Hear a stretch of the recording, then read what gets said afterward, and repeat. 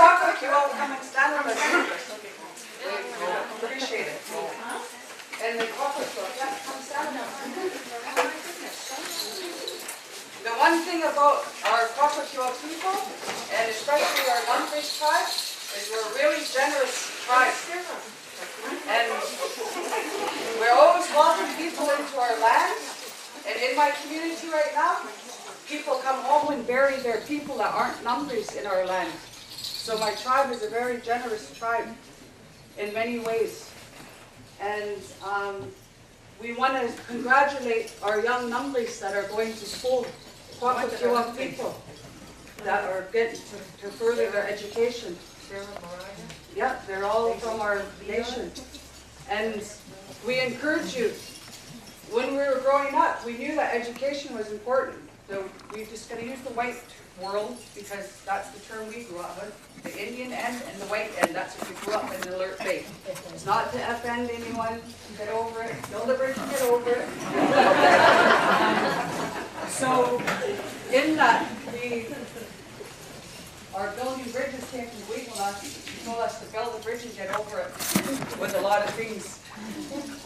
But what we're saying is that we want to encourage you to continue on with what you're doing. But we always want you to know that it's important for you never to feel ashamed in the gathering when you're called upon. And if you know a song and someone asks you to share what you know. Because we don't know how we influence people. We just had a Grief and Loss and New Beginning workshop in our community that I co-facilitated with Jerry Ambers. And this one lady said to my mom, who was at the workshop, she goes, you know what? I come to blanket making because we do blanket making in our community for people to get engaged in culture. She goes, it's family. It's all about family. She goes, I go there and you're there and then all your girls are there helping people. That's culture. Every moment we wake up, we're in culture.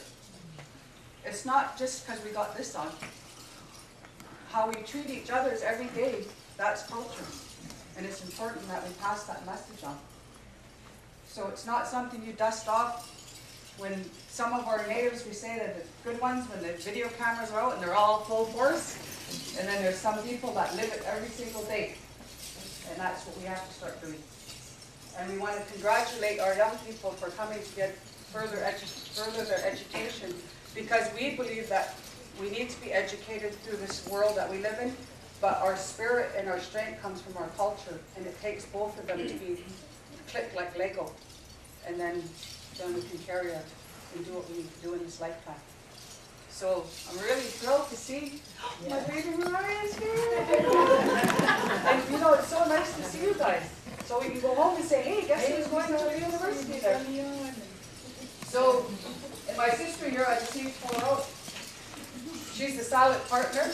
This is Nalaka, she's the weaver. And she's also got her master's. And she's a teacher. And she's a teacher in culture. And I just really want you to know that she can speak for herself why she's learned what she needed to learn in this style of learning education. All right. Yeah.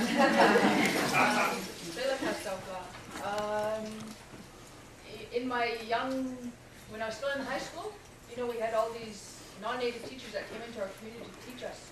And we, at the time when I was going to high school, there's very little of our culture in our program. My younger sister's 4 years younger than me, and my mom got to teach her dancing and singing. They got to learn language, but not when I was going to school. So my dream is to go to university, get my bachelor's, and with, you know, a minor in biology, so I could incorporate our cultural ways, our cultural science. They call it traditional ecological knowledge, but it's our people's way of living into our curriculum so that my kids, our young kids, could learn this stuff, right? But because I didn't have any science background myself, and even in high school I didn't have science background, I couldn't do it. I couldn't get a minor in biology even. So, but I got my bachelor's, and then I went back and got my master's, and my master's focus was on why aren't more of our native kids going into the sciences? Because it's important. That's our whole people's way of life was science. You know, preserving food, that's science.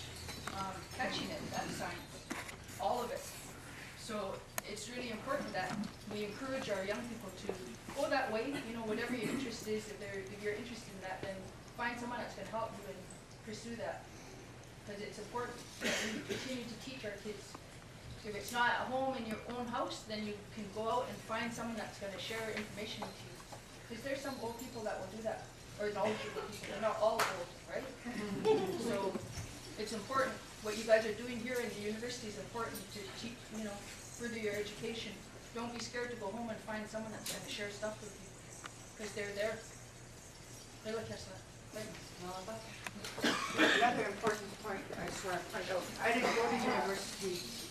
I didn't train to be a teacher, but I taught culture and grade. We started at Unitas Nursery School of 4-year-olds.